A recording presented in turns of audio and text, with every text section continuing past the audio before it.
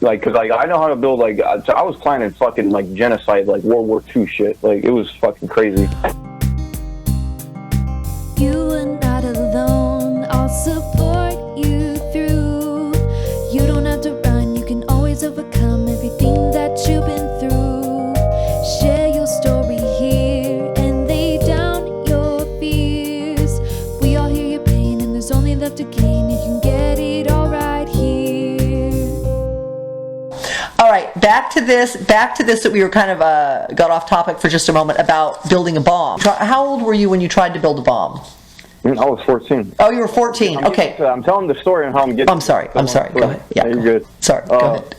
So so it was all over this kid, right? And so he was friends with this, and I don't like talking like derogatory towards women, but like she was literally a slut. Like literally she had sex with like 30 guys.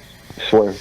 Like everybody knew. Like, and it was strange, but so he was friends with her, and he told her like, oh, they jumped me for no reason. I didn't do anything, the whole sob story. And so she has all these guys, juniors, seniors, big dudes, 200 pounds, like wrestler, whatever, athletes come after me.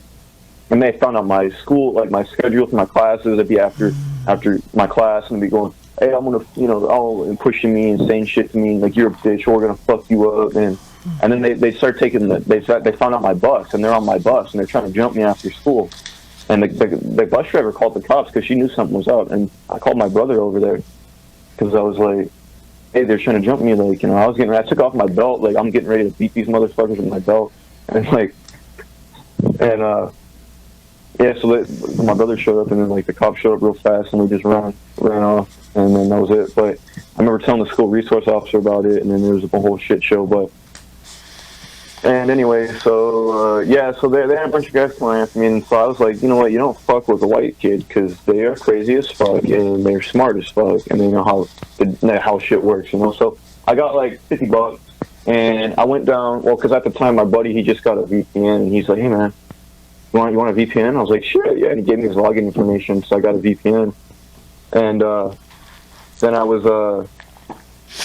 looking up, like, it's just on Google. I mean, like, it was a shady ass website. I didn't like download anything. I just copied and pasted it. But just like I just looked up like how to make homemade explosives, and then like I wrote it down in my journal because I had a strange fascination with the Columbine school shooters. Mm-hmm. Still do. Mm-hmm. Mainly because I feel sympathy towards them because we went through a lot of the same shit. But you mean the bullying? Yeah, and I mean. And your dad didn't know what was going on. Your brother didn't know what was going on. No, no one really did. Your friends didn't know what was going on. No, they did. They tried to back me up. See, they tried to back you up and support you, or they tried to be good friends and say it's not a good idea? Both. Mm-hmm. And well, they weren't gonna rat on me because Right. I don't know, but I was telling me I'm building bombs. Oh, it's so cool, And that's not even what I was gonna do. I was gonna. I wrote it down in my journal because I used to come home from school, and then I'd like go get drunk. I was like a super alcoholic. Like I'd go get drunk, and then I'd write in my journal because I was like a wannabe Columbine school shooter. That's what they used to do all the time. Do you think if you were sober, you still would have wanted to do it? Like if you weren't doing any alcohol and no drugs, and you weren't being bullied, do you think that you would still be interested in building bombs? Maybe.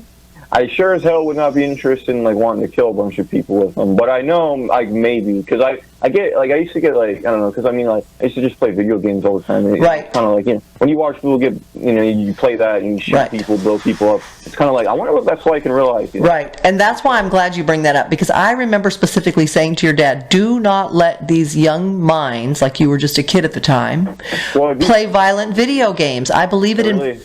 It really desensitizes you. That's like, what I feel like I really feel like even today, like I mean I know it's obviously fake. I know it's not real, but when you watch that for hours on end, just like and you should see the games now. Like there's this one game where it's like Red Dead Redemption 2, and it's like it's worse than Grand Theft Auto, which is like it's like a crime game. You can like steal cars and be violent, sell drugs. Yeah. And I think that don't you think maybe if I'm sorry. If maybe, Jed, if an adult brain, like you're a kid watching playing violent video games for hours. Yeah. You're a kid, so you still don't have a developed brain. Like our brain isn't fully developed until we're about between 21 and 25 years old. So yeah, if you take a 25-year-old and they play violent video games, I believe there's going to be a very different influence than when you take a kid's brain. Like you're like playing violent video games at 8 years old, 9 years old, 10 years old. It was a major release for me though, because I remember I was so pissed at my first grade teacher, and I remember I was playing Grand Theft Auto and I was running around just shooting people. I was like, die, bitch, and I swear it was the funniest shit.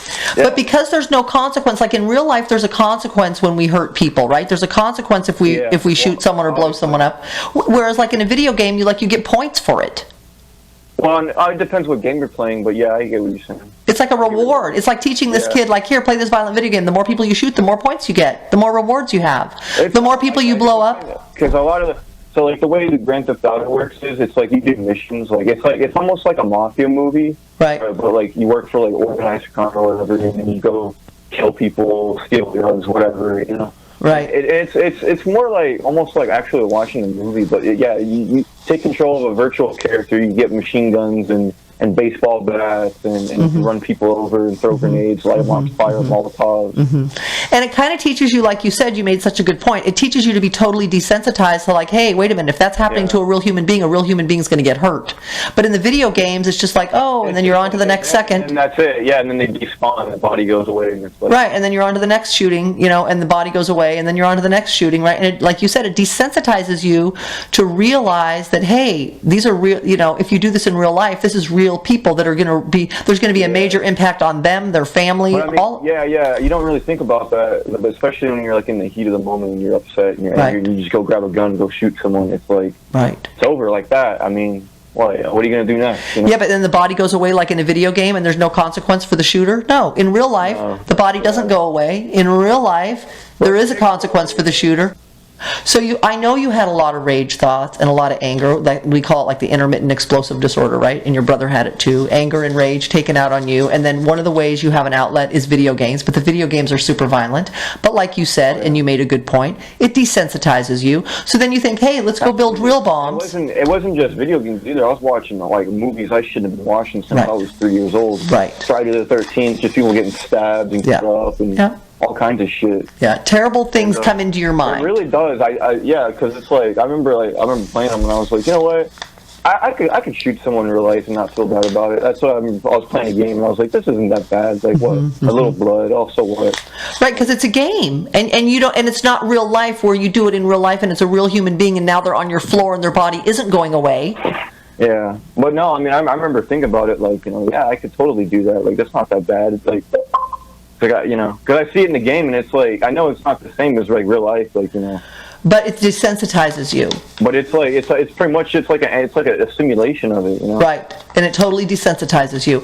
And I remember thinking that over and over with your dad, which again, because he was conflict avoidant, he wouldn't. I mean, it's not that he didn't want to be a good dad. He literally just was so afraid of you. The games, so we'd you know, just distract us and not. He'd buy you the games that you asked for. Like you kind of wouldn't you say there was manipulation going on, or he was so afraid of your anger or your brother's anger. To be honest, I actually really didn't. I played a lot of violent video games, but one of my favorites was Minecraft. And that game, it's not really. It's for little kids. It's for like 8 and up. Like, it's appropriate. It's not rated M. Yeah. No. Well, now I just went and bought it rated M. I thought they were gonna ID me. I was excited to use my ID for once. Yeah. But is it really the cure? I mean, if you're telling kids like today, you know, you've been through all this bullying and you're trying to tell listeners this is what you should do with bullying, is this your advice? Like, just go get a bunch of violent video games, get your anger out? No, I'll tell you what my advice is. My advice is fuck them. It is absolutely not worth it. Do not, like, because like, I know how to build, like, I was planning fucking, like, genocide, like, World War II shit. Like, it was fucking crazy. But, like, and I was drunk as fuck while doing it, too. And I was like, you know what? Like, fuck this shit. No one likes me. Like, they're assholes. And I'm going to get them. They, you know what I mean? Like, and it's just totally negative. My advice to anyone that's, like that is, honestly, like, it is not worth it. Like, you have so much to live for, so much potential. Like, I fucked up my whole life because of this bullshit. And it's like, and I'm still, you know, picking up the pieces, trying to, like, I'm behind it. Like, I have 8 classes to go. because I was locked up 5 months a year, and and it was fucking insane. It's like, honestly, I wouldn't do it. There's not really, honestly, just distract yourself with healthy outlets. Like, I'd say, I know a lot of people don't want to hear it, but I actually do quite enjoy reading. Like, there's some good ass books out there. Like, But good books that, like, not violent books, but like books that you're interested in. Like, what kind of books that are good for your mind? Well, because you put something into your mind. I read, well, I mean, it increases your vocabulary too. I mean, like, you gotta think about it. Like knowledge really is power. I didn't used to think that. I was like, nah, fuck knowledge. Who needs knowledge? But no, it really is. Like, it doesn't matter how strong you are, how fast you are. If you're smart, you could do anything. Like, you don't need to be strong. You don't, like, you know what I mean? Well, but do you really think it's smart to build a bomb and smart to get in fights in school? Would you look back now that you're 18, would you say that was smart? Honestly, I wish I didn't do it, but then I wouldn't be where I am today. Right. We can't really have regrets. It's more like learning, right? Don't you think? Here's another point. Here's another point you brought up that I thought was... I do wish I never did it, because then I could have I don't think I'll ever be able to go into the special forces like I want to do, because you need to have literally zero and nothing on the record. They need to know you're safe, and that you... So here's another good... They literally train you to fucking, like, murder people, so it's like... But they're training adult brains, which is a little bit different. Yeah. Would you say? I mean, I don't know. I think it's still traumatic, okay? To kill someone is still trauma, okay? Or vice versa, or to be threatened to be killed is still trauma. They turn you into an animal. Like, I mean, they're getting ready for war. You're going to go, you know what I mean? Like, you're going to go stab people to death and blow them up and shoot them. Like, but if you do that, if you train an adult brain, not an 8-year-old brain or 9-year-old brain or 10-year-old brain like you were, where you're watching where you're playing a lot of violent video games, you're watching things like, today as an adult, like, I shouldn't have watched that. I should have had parents around. Yeah, I know. That's why. I mean, that's the only thing that really keeps me going at this point. Is that just like the whole point of living is to have kids. So I mean, it's like I just want to have the family I never had. And otherwise, I mean, I already would have done some real crazy shit by now. And personally, to be honest, I really shouldn't own firearms. But that's what I think. I think you shouldn't own firearms. I think that's smart. But I mean, I practice proper firearms, and I lock them up. Like, I don't keep them loaded. Like, I don't point them at people. Right. Like, I'm not immature with them. Like, I know they're deadly weapons, but I mean, like, I just feel like honestly, like, sometimes I feel like I just look at it and go, I could blow my brains out right now if I wanted to. Well, and here's another thing. You said, nobody likes me. You made this point, and let's go back to the Columbine case for just a moment. Don't you think that was underneath it all too? Nobody likes me at this school. I'm being bullied. So let's just blow all these people up. You know what? But don't you think underneath it all, did you really like yourself? I mean, how are you going to love someone if you can't love yourself? That's the point. That's the good point. Don't you think that's a good point? And what makes you really respect yourself? Does building a bomb make you respect yourself? Does going and beating a kid up make you respect yourself? Honestly, it's just doing things that make you happy. Like, if you like reading books, read books. If you like making music, you make music, play the guitar or whatever. If you like painting, you go paint. You just do things that make you happy. So, and you just live your life how you want to live it. It's America. You have the freedom to do that. So let me ask you this. Do you think that people, like a human being raised in a family, a kid like you, raised in a family with parents that loved you and that taught you and that were there to protect you... Oh, I'd be a totally different person. That's what I think. I mean, it's almost like you were made. It's almost like the fact that you had to raise yourself with a bully and have parents not there to protect you. Your mom is now back in jail again. I think your brother... She did meth in front of me. Yeah, I mean, she dragged me across. She neglected me, abused me, dragged me across my yard. Right. One time, like, just crazy shit that you only see in the movies. Right, and then you think, well, how do you expect this? It's my life. And how do you expect this kid to turn out? Whereas if you took you, who's a smart white kid, like you always tell me, okay, and you put you in a family with a dad who loved you, a mom who loved you, a brother who didn't beat the crap out of you, and you really liked yourself because you were liked, and you loved yourself because you were loved. Why would you even be interested in building bombs? Would you even be interested in firearms and guns and all this, or would you? Honestly, I don't know. It's hard to say. I mean, I feel like I was actually just genuinely born to shoot guns. Like, I don't know what it is, but maybe natural. I mean, I think there's people that, I think you're right. I think there's people... Most firearm owners are white males. Like, I was looking at statistics. A lot, like 20% are black. The rest are there's like 7% are white females. And then like I swear it's like 60% is like white men. I don't know what it is. Right, our culture. More powerful, or something. Right, our American culture. But you're right. I think that's a good point. There's military guys, like you say. There's guys that go into the Marines, which was what you wanted to be, or officers who are trained to kill, who are trained to shoot the enemy in the military. And I don't know what their childhoods are like. But you're right. There's some people that are born to be warriors. Right? They're passionate about guns from a young age. I really feel like I'd be good at that. Like, because I mean, like, I take orders. Like, I wouldn't have a problem with shooting anybody. I mean, I don't think I'd really get that fucked up from it. I mean, like, honestly, I was thinking about it. Like, I can imagine, like, just like watching people just like dead body parts and shit. Like, I really don't think that would bother me that much. Like, but do you think that's a normal, healthy brain? What if right? I mean, look at any of the veterans. That's why they come back and kill themselves, because like, Jesus Christ, look at, you know what I mean? They see little kids get blown up. It's trauma. And they see body parts, heads and eyeballs and intestines and entrails, and it's like, it's trauma. For me, it's like, I just look at it like this. It's just a body part. We all have them. Like, oh, big deal, you got blown up. Okay, well, but that doesn't happen to me. But that detachment, right? We call it like a little bit like a sociopathic thing, where they're totally detached from how that person feels. Well, just how that person feels. Like, I couldn't come up and shoot you, no matter even if someone paid me $1 million, because I'm like, what are you talking about? Like, that's a human life, and I value human lives. But for someone like you say, where your life was not valued by your mom, by your dad, by your brother, by kids at school who bullied you, then how do you value your own life, so that if you were to go, you said, I could kill anybody. Yeah, because why do you value life? Like, who taught you how to value your own life? Who taught you how to value another human being's life? Exactly. You know what I'm saying?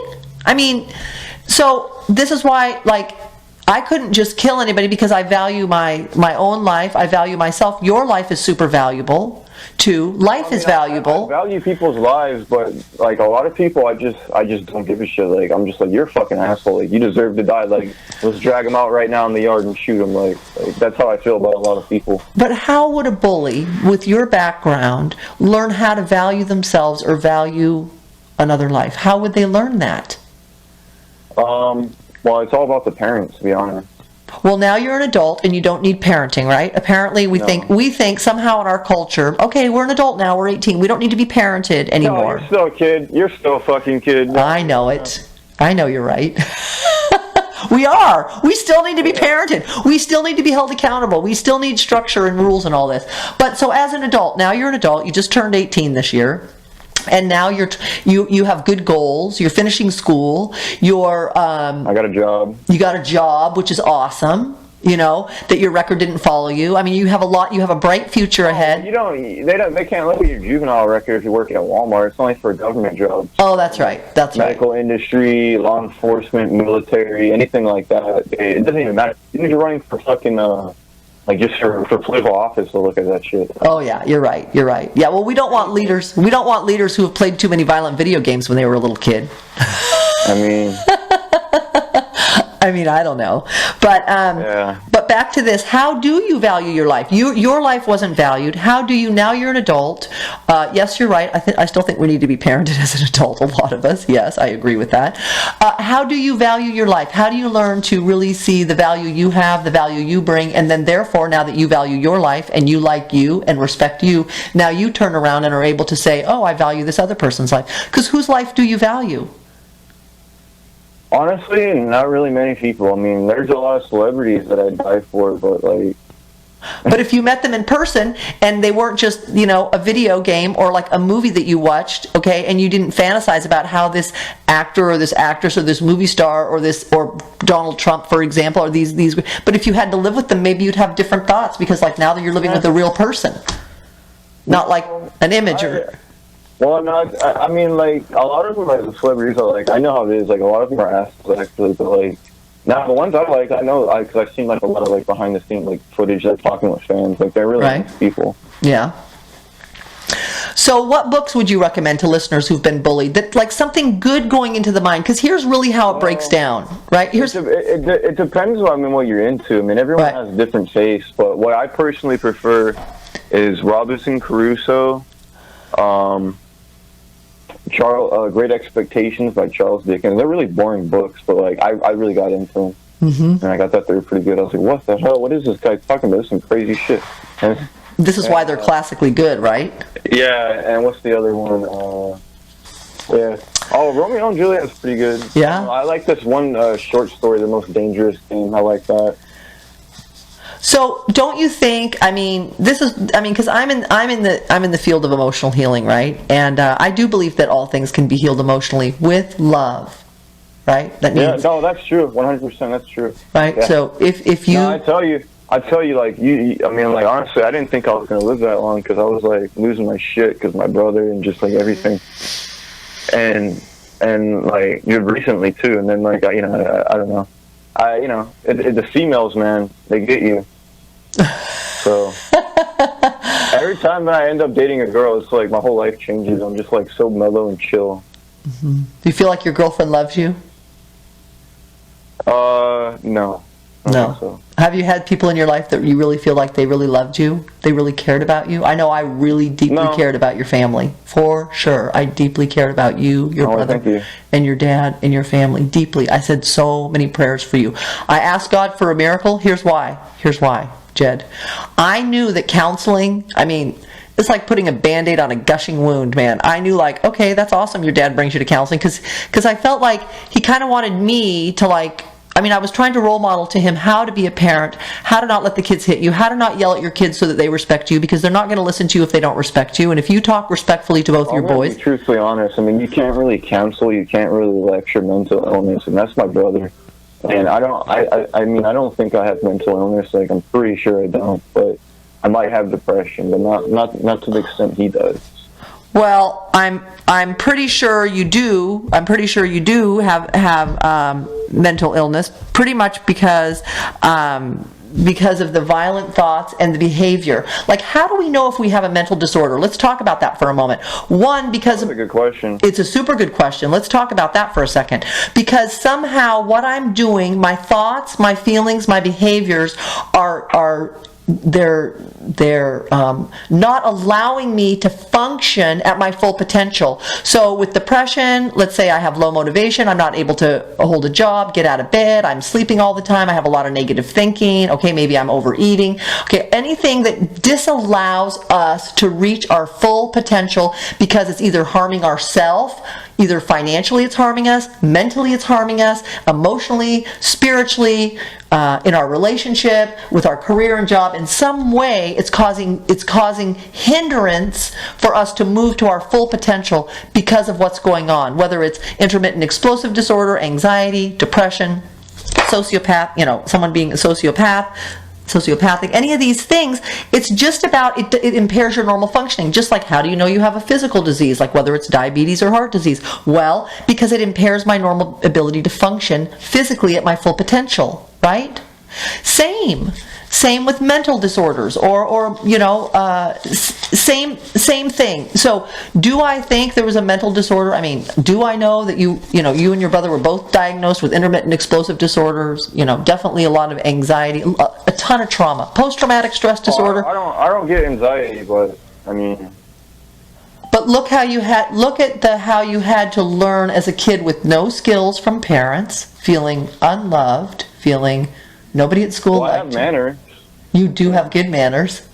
I'd say you have manners. I'd say you have incredibly good things about you. Like you said, you're smart. Women. Yes. Right? You didn't beat up any of your girlfriends, even though your brother did, right? I've never hit a woman in my life. Right? So you there's so many good things about you. You're able to hold a job, you have goals. You have goals to finish school. You have goals to be an officer or in the Marines. You have goals. You have these things. So you have a lot of potential. It's just about how do you heal all the trauma, so that all these things you put into the mind, now they affect your feelings, your thoughts, and your thoughts affect your feelings, which affect your behaviors. Same, whatever you put in your body, it affects your weight, it affects your health. Well, it's the same mentally, right? Yeah, ever since I started drinking, because I relapsed, and I've been getting drunk every night. As soon as I get off work, I get drunk. And let me tell you what, since then, I got so much damn acne from drinking. It is fucking crazy. Mm-hmm. Because that stuff really does. Because it's not healthy, right? It's kind of toxic to the body if we... Essentially, but I mean, I need it because I'm starting to lose my mind, so I need to... That's the whole point. You need... Okay, so even alcoholism is a mental disorder. But why? Because it impairs our ability to function. It impairs our judgment. It impairs our thinking. But why do we need to drink? Well, because if we were sober... It makes us feel better. Yes, that's right. It escapes. Some people escape with video games. Some people escape with alcohol and drugs. They medicate with alcohol and drugs. Some people escape, through... Well, I used to play a lot of video games, like you said, escape with video games, but now they get me angry. Like, they make me angry, and if I'm already angry, then I get more angry, and it's just like, so... Well, when I get drunk and play video games, I feel hell of a lot better. Because you're medicated. Yeah. Right? Because you're medicated, you're not playing... Nice. Huh? I'm really nice. I'm a really nice alcoholic. That's good. People are really mean, like they want to fight and do all this crazy shit. I'm over here just like, dude, have another beer, bro.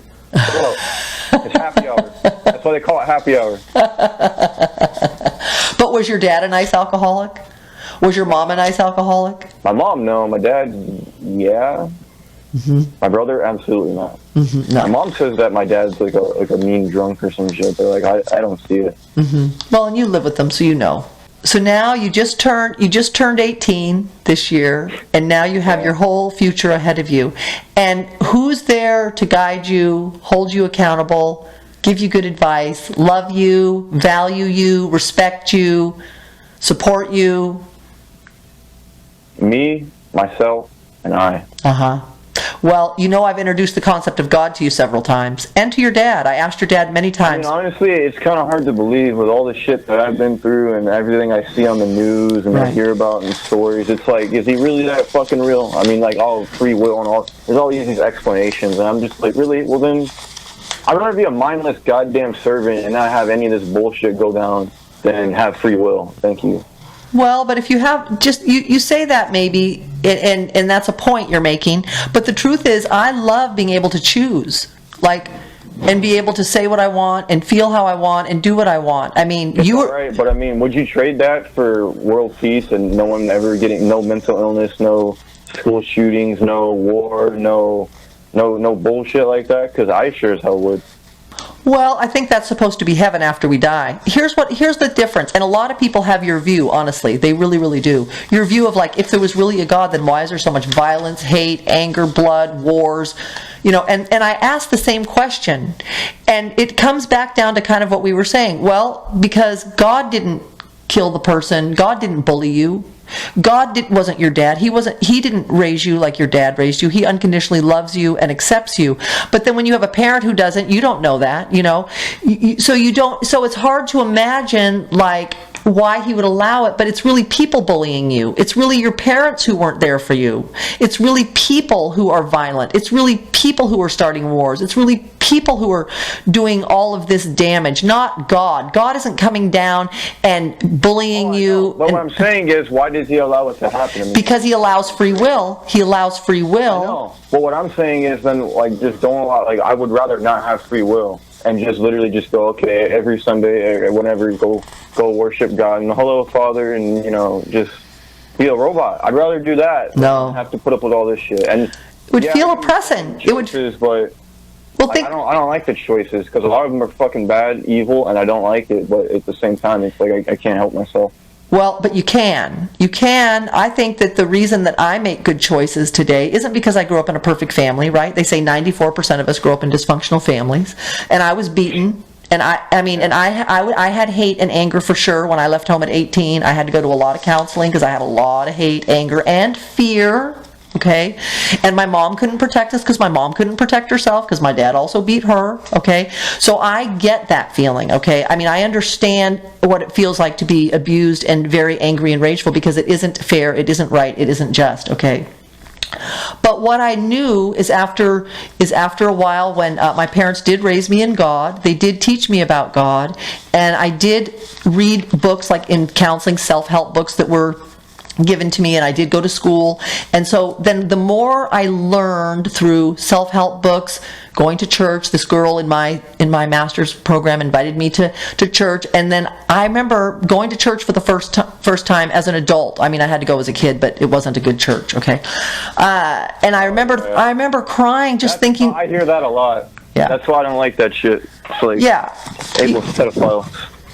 Yeah, I mean... there are churches that aren't good. I mean, I agree with that. And then there are churches that are. And I remember going and just crying because I couldn't believe how loving this pastor was. I was like, oh my gosh, like I never knew about this love. And then every Sunday and I would go back with my friend and he would talk about how loved we were, how valuable we were, how we were created with a purpose. And it was just like eye-opening to me, okay? And so now all of that helped me heal. Now I know how to love myself because I know God unconditionally loves me. Even if my parents didn't. I know my mom loved me, but even if my dad didn't, I know God loves me. And even if I didn't feel like, certain family members want to talk to me, I know that God would never reject me. And I read all that in the Bible and I learned all these kinds of things in church.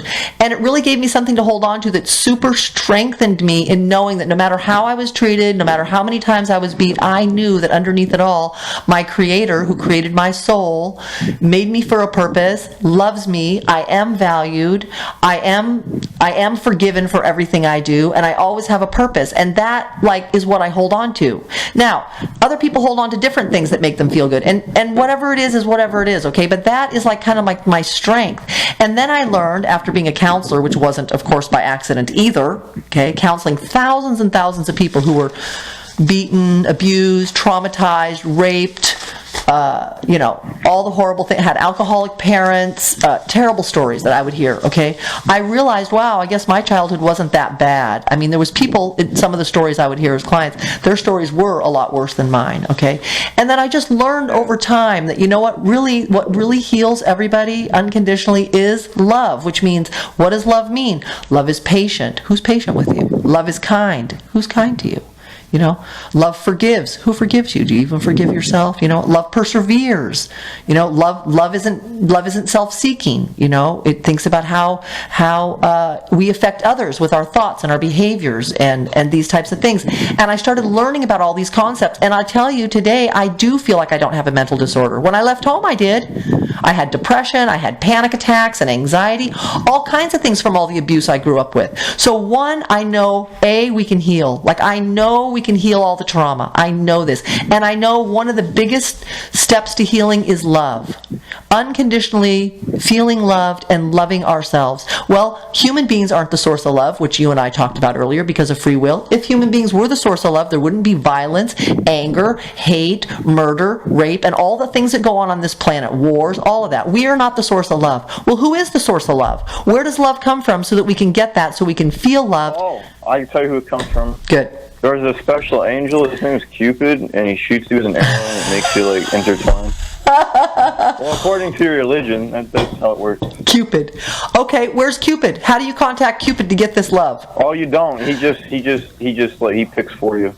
So you can you can ask Cupid, you can say, hey Cupid, wherever you are in the universe, please shoot me with an arrow. He might. I mean, I don't know. He's an angel, but he might. I think if you ask for it, maybe. I think it's more like he knows the one that's the one for you, and he's just he does it when it's time, when it's your destiny or whatever.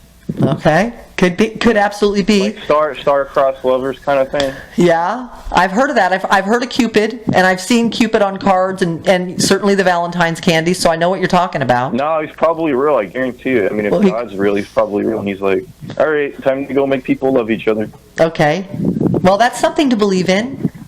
I don't really believe in that, but I'm just saying, I'm just saying, I mean, you believe in a man that's floating in the sky. No, I don't believe in a man floating in the sky. That's good that you... I don't believe in that. It's kind of hard not to believe in a floating angel that shoots you with a rubber. I do believe in God, and I don't believe God is a floating angel in the sky, but the Bible says God is love. He who lives in love lives in God, and God in him. So because I believe in love, which is an energy. God isn't a being floating in the sky. I believe he is love. Love is an energy. Love isn't like a male or a female or a floating being in the sky. Love is energy, just like peace is energy and joy is energy. It doesn't come from us as human beings, but we have access to it if we ask for it. So I have literally stepped outside and said, opened my arms as wide as I could, God, fill me with all your love so that I can love myself like you love me, and I can love others like you want me to love others. And I pray that a lot. And I also pray for God to heal, because I do believe that in the Bible I've read about Jesus, and it says Jesus healed everyone who came to him. So I also ask for that. Jesus, heal all my trauma. And I also have read a scripture in the Bible in Matthew that says, whatever you ask for, you will receive if you believe. Seek and you will find. Whatever you seek, you'll find. Whatever you ask for, you'll receive if you believe it. So there's been a few things I've learned as an adult that I do believe in, because they help make me a better person. They help me love myself better. They help me love other people better. And that is something I want to hold on to. Even though I came from violence, and even though you came from violence, and even though you came from bullying, and even though you came from literally, I really believe, like raising yourself, if you will. I mean, your dad was good that he provided a home for you and food and clothing and shelter, but he wasn't present emotionally to protect you.